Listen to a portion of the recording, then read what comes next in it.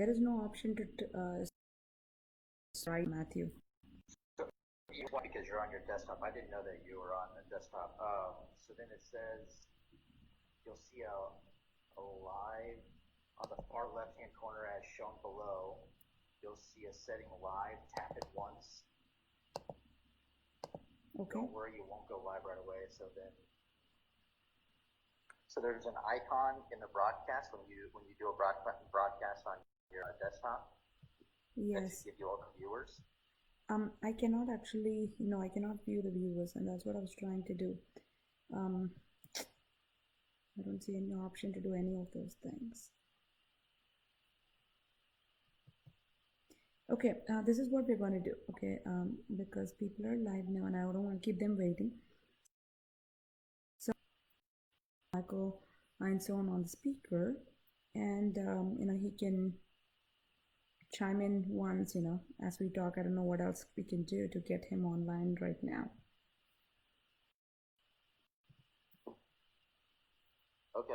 Okay. I mean, we can keep trying in the meantime, but if it's not working, at least we have that. All right. So thank you everyone for joining me today for the Facebook Live. Matthew, can you put me on mute on your phone so that it's not echoing? Thank you. So I have with me today Dr. Michael Einstein from the Thermography Center of Dallas, and we were planning on doing a Facebook Live, two of us together with you, but I haven't been able to figure it out still, how to add someone, do a two-way broadcast. So we tried going on live a few times and going off and so on and so forth to try and figure that out. Didn't work out. Hi Mukul, hi Catherine, thank you for joining. So I wanted to talk to you today. I hope everybody is staying well and healthy and safe and staying at home and enjoying the time with your family, eating good food, exercising, meditating, doing the things that you didn't get to do before. Before we all were running behind our lives and our lives were controlling us rather than us controlling our lives. So I hope this is an opportunity that you're all seizing to do the things that you always wanted to do. So keep the questions coming and I'll answer all of those questions at the end of it. So for now, I wanted to actually share first with you a small story that I thought was very valid for the times that we're going through right now today with the COVID-19. So this is actually a story that's retold from another video that I listened to, and it was really interesting, this story. So this is how the story goes. When we are, so there was this village, and the village leaders were outside the village pretty much guarding while 3 people were trying to visit the village. One was disease or illnesses, a contagious disease, an epidemic. The other was death. The third one was fear. And they were trying to enter the village, and the village leaders stopped them and said, why would you want to enter the village? And those 3 people said that, well, we have to actually afflict the people of your village. And rather the death and the fear said it, death and the illness said it, fear didn't say that. And so then they asked, okay, how many people are you going to afflict? And the illness said a small percentage of it. And then the fear said 50% of the people that are afflicted by the illness, I will actually, afflict. And then they asked fear, how many people would you afflict? And fear said, no, I won't afflict anyone. Or rather, I wouldn't actually take anyone. And so they allowed them to go into the village. And all 3 of them went, and after a bit of time, they came back out. And the village leaders saw that the disease did take so many people with it as it was going back, and death also took as many people as it said it would take. Fear, though, had the most number of people that followed it. And so then they actually stopped fear and said, how is that possible? You said that you will not take anyone with you. Why are you taking so many people with you, more than even the illness or the death? And the fear said, I didn't take them, they are following me. So this is actually such an interesting story to me, because I think that's one of the things that we see today, with the COVID situation that we are having currently. Yes, there are uncertainties right now, there is instability right now, and I agree 100%. But along with it, there is so much of fear and panic. And not only are we not just taking action, which is what usually gives us the results that we want, but we are also panicking and over consuming and so on and so forth. I mean, information, whether it is in a grocery store, everything, there is a lot of overconsumption. So that's the reason why we took this topic today to discuss anxiety during uncertain times and what can we do, right? So we all know that we shouldn't be afraid, we shouldn't be anxious right now at this moment, because there have been studies that have shown that anxiety and fear only lowers our immune system. It actually lessens the number of killer cells in the body, and because of that we would be much more prone to an infection than otherwise. So what can we do now? What can we do about what most people are feeling at the moment with anxiety? Is there anything that we can do, or are we just going to actually get caught up in what we feel and not take any action?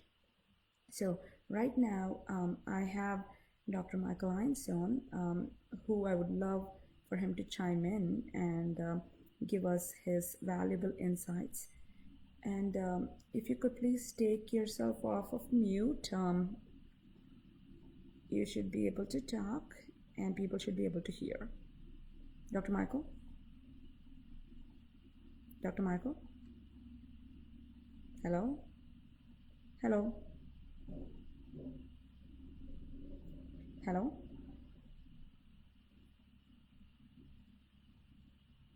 Hello?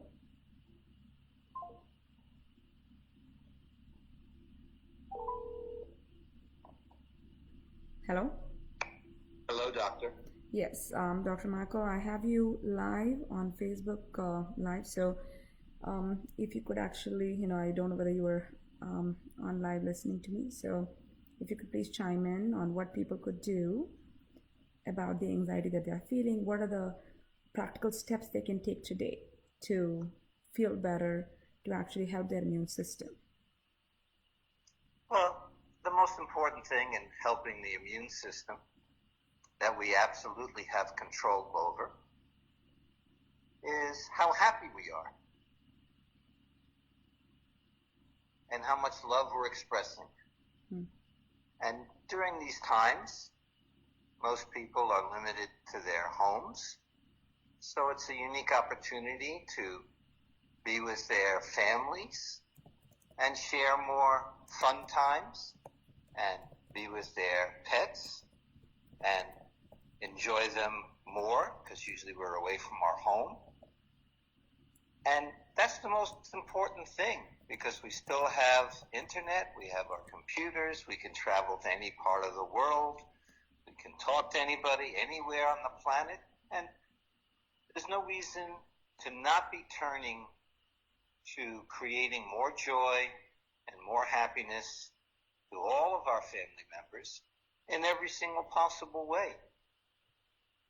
So that's the first step that I would have everyone practice and work at and get creative with, and just really start enjoying every day of having your family and being with them. I agree with you 100%. What else can they do? The second part would be they don't need to come into your office to get really good advice on which are the most powerful and important immune supporting supplements that will ensure that when they do return to regular activity, that anyone they come in contact with, they would have spent at least the next several weeks strengthening their system. Because really, when we go back out, we're not going to know who's a carrier and who's not, and people who have no symptoms. So just to be the safest, then we need to be strengthening our system. And that is something we can also take complete control over. So this is a beautiful time to remember that the only thing we have control over is our hearts, our emotions, and what we consume, both nutritionally through supplements and making sure our diet is extremely clean and that our water intake is number one of the highest quality.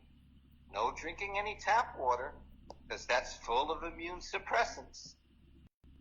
Even if we have to go and buy distilled water, which is at every single grocery store still, including the ones that are always open, like Walmart, Target, even the Tom Thumb is open all the time.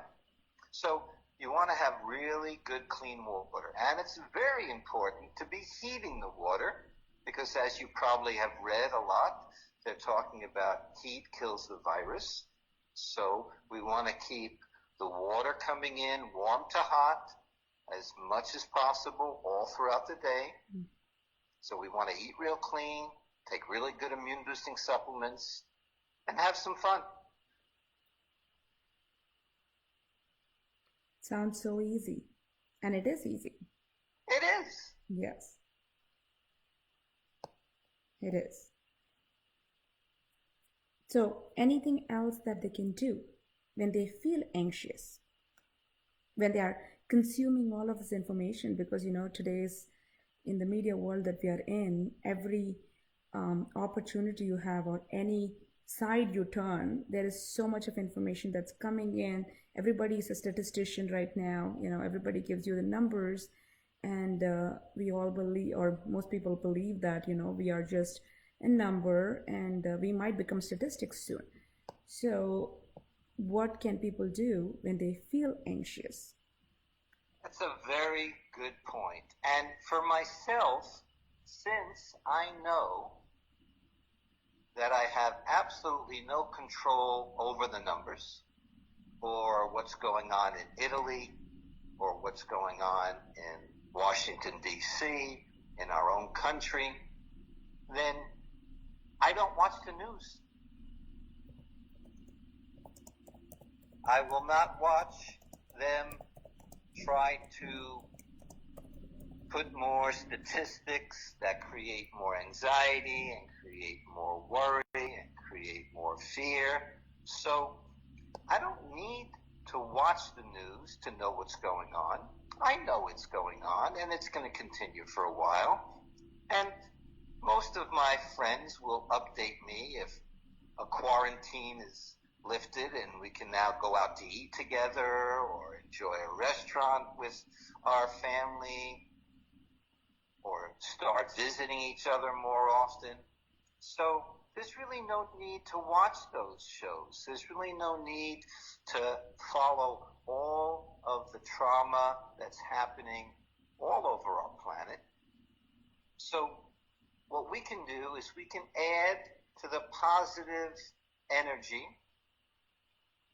that is missing right now. And that's a part of our personal responsibility for our children, for our wives, for our husbands, for all of our family, and for any of our extended family, which is every other human on the planet. Yes. Yes. I agree 100%. So I wanted to add something here, if I may. The fact that our fear, anxiety, pretty much starts from a thought. It's not something that just comes on. So maybe when we start paying attention to what kind of thoughts are we having, stopping ourselves from over consuming this information, because every official information that we need to get about quarantine and so on and so forth gets to us, even without watching the news, even without actually reading a million news articles about it or watching the news, it gets to us. Every single one of us know that we actually are right now shelter in place, and we're all doing that. So there is really no need to do that. But the moment we do that, there are certain thoughts that we're creating inside, and there are emotions associated with those thoughts. And then these thoughts pretty much consume us. and we become the slaves of those emotions. So, what if we take the step today to create our own thoughts, thoughts of power, thoughts of health, thoughts of positivity, thoughts of love, thoughts of compassion, empathy, and so on and so forth, rather than thoughts of fear, thoughts of anxiety, thoughts of panic? Because the more and more we actually keep repeating these things, keep talking about them, and creating these thoughts and these emotions, it's almost hard to come out of fear and panic. The most powerful thing that we all have, regardless of where we come from, is we believe in a higher power. And that higher power translates throughout our lives into a very simple, very ancient habit, which is prayer before meals. So regardless of your religious orientation, everyone believes in something greater than ourselves. And pretty much everyone knows and believes and can connect with their heart through prayer. So if we want to balance out fear or anxiety or negativity or any thought, just go into prayer. And if you have difficulty because you're so overwhelmed with the anxiety or the fear, and you can't do the prayer on your own, then whatever religious text you follow, regardless of your denomination, bring out that text and read it. And maybe read it with the whole family. And maybe have each member do a little bit of reading and see which verses or which sayings of wisdom that they would want to share with one another. And now it becomes a family activity of sharing beautiful knowledge that is based on ancient wisdom, and it's usually based not in fear, but in love. And everyone has experiences of love, whether it's towards a mother or a father or a grandmother or a grandfather, or a child, or a pet that you have. We all have the experience of love. So we know where exactly that love is inside of us, in our heart. We know how to go there. Now is a beautiful opportunity to go there constantly. And the major thing that's going to happen is that you're going to feel better because you're feeling the most beautiful emotion that we have as humans. Yes. And that is love. Yes. I cannot agree with you more. I appreciate your insights, Dr. Marco. So, I kind of wanted to touch on some remedies, some things that you can do. There are some acupressure points when you feel anxious that you can tap on or just press on that can actually relieve anxiety as well. There is one point that's right here, right below your clavicle, from when we start. Right here is the where they meet, kind of the middle point. So if you go just 2 finger and go down just below your clavicle, that's actually one point on both sides, and you can just tap on it or press on it, and that's a point that can actually alleviate anxiety. So if you are feeling anxious, that's one thing that you can actually do, and start focusing on your breath, and it will actually calm you down and it can relax you. The next thing that you can actually do is there are homeopathic remedies, Bach flower remedies that are meant for anxiety. One of them is called as a rescue remedy. I think very aptly named for this time. So it's a rescue remedy. It actually has flower essences, and it's easily available at most health food stores, also at our office. And that's something that people can use. And again, it's always important for us to not stay in our feeling, but it's very important for us to take action. So think about the actions that you're taking right now so that you can actually keep yourself healthy as well as your family healthy. If you're not taking any action, start taking actions. The more action we take, the better we feel. The actions, again, recap: eating better, eating very clean, drinking clean water, exercising, meditating. Okay, these are all things that we can actually do. Tuning into love, tuning into our hearts back again. These are all things that we can do today, no matter which store is open, no matter whether the mall is open or not. These are things that we can do from the comforts of our home.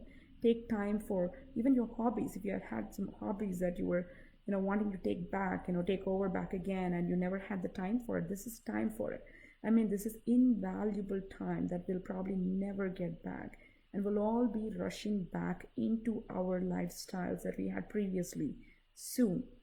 And I hope that this actually gave us that opportunity to take a break from the rushing and running, and we can start focusing on the things that truly matter to us, and we take this time and use this time to prioritize our lives as self, family, and then work, rather than the other way around as most people have been doing in the past. And one other remedy that I'll actually leave you with for anxiety is a remedy that's homeopathic. It's called as aurum metallicum, which is made from gold. It actually helps calm your mind down. Homeopathy works at an energetic level. It has such great impact on fears and mind related symptoms. And aurum method EC would be a very good remedy as needed. Hopefully not all the time, just once or twice a day. At this time can alleviate fear, panic, and make you feel a lot better, calmer, and enjoy your family at these uncertain times. So if there is any questions, please put them right here, and I'll be happy to answer them, or Dr. Michael would be happy to answer them as well. So Lisa asks, what about purified water in bottles and water that comes from reverse osmosis? Yes, those are good, Lisa. I have limited my news to 30 minutes a day. Okay, I mean, I don't watch any news, and I guess Dr. Michael doesn't either. Isn't it, Dr. Michael? True, I do not watch any. Correct. I don't watch any news. I think 30 minutes is way too much for me. But, every person is capable of deciding what's good for them and what's not. And I also don't read pretty much anything other than what I need to know about the COVID situation, as quarantine, schools, and so on and so forth, what's open, what's not open. Those are the things that I need to know in order for me to live a life. But I do not actually consume any other information, no statistics, none of those things.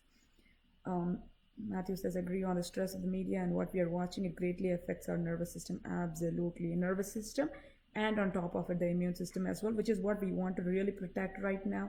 We want to keep strong right now so that our bodies are able to fight anything and everything that comes along, and so that we'll be much stronger, not just now, but also after this, because one day this will all be over and we'll have to go out and lead a normal life.